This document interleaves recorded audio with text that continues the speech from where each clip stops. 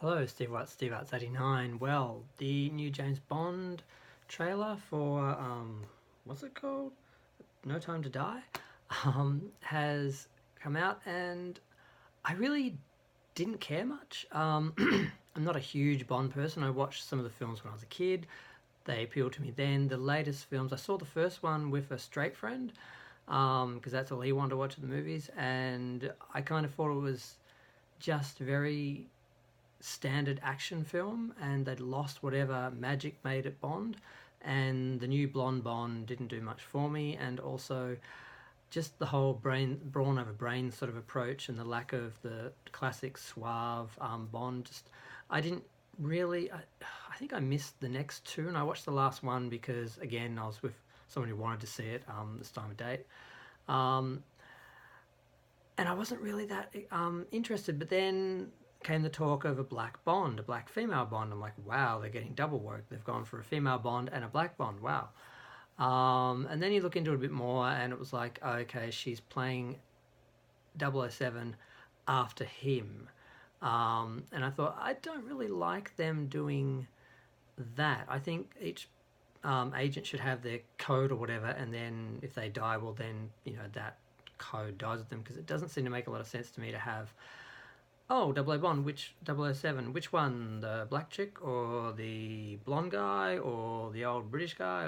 Like how do you tell which 007 was which when you're talking about them or referring to them, whatever? It just didn't make much sense to me. I didn't necessarily have an issue with a female Bond or a black female Bond. It was more the idea that the films were a male fantasy, and they had pretty much killed all of that at this point. They took out the fantasy part, and then now they're taking out the male part. So it's like, okay, what's left? It's just like James Bond, but with a black lady. So yeah, I wasn't too impressed with the idea. Now, the trailer, I watched it and I liked it. It looked like I mean, now trailers can be very deceptive. They don't necessarily depict the film as it actually will be experienced by us.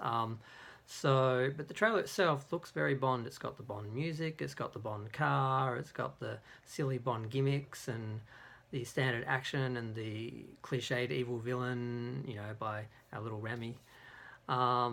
So I was fine with it, and it didn't really warrant a video for me. I thought, it's fine.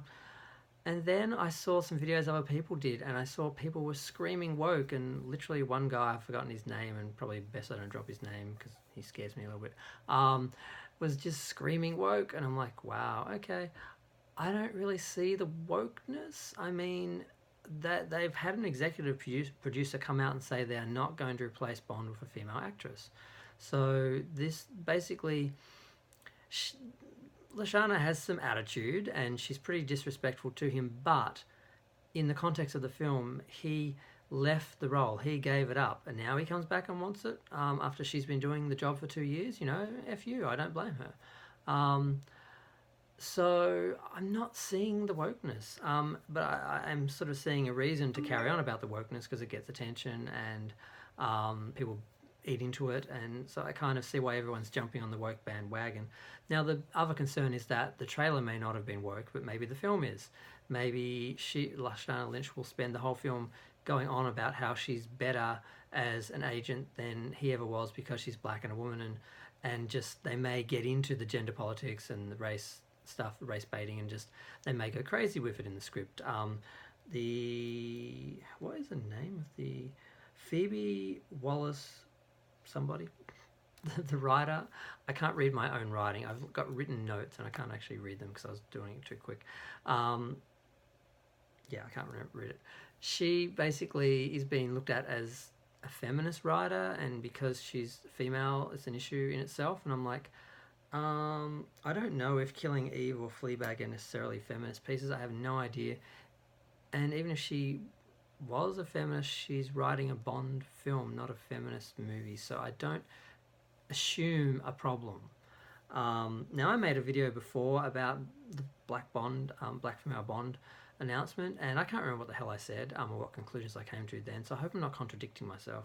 But I'm not that bothered because she's basically, they did establish in canon there was a prequel written by someone using Ian Fleming's material that's a prequel to the first film where Bond is going on his first mission, and there was in fact another 007 before him, and he was taking over that 007's mission. So while I think that's a stupid idea, it apparently was supposed to be canon. It was what the creator created. So I'm kind of getting past it all, and I'm just looking forward to the reboot where hopefully they'll go back to the traditional Bond, because that's what people really want for Bond. They want Bond to be Bond. And if they don't like Bond, they won't go see Bond. Making Bond into something someone who doesn't like Bond is going to like makes about as much sense as making a Star Trek show for Star Trek fans who don't like Star Trek, science fiction fans who don't like Star Trek, like Discovery. It doesn't work. It doesn't. You'll get like a new crowd, but you're going to lose the old crowd, and the new crowd's never going to be as passionate as the original fans. So I don't see this as a long-term problem.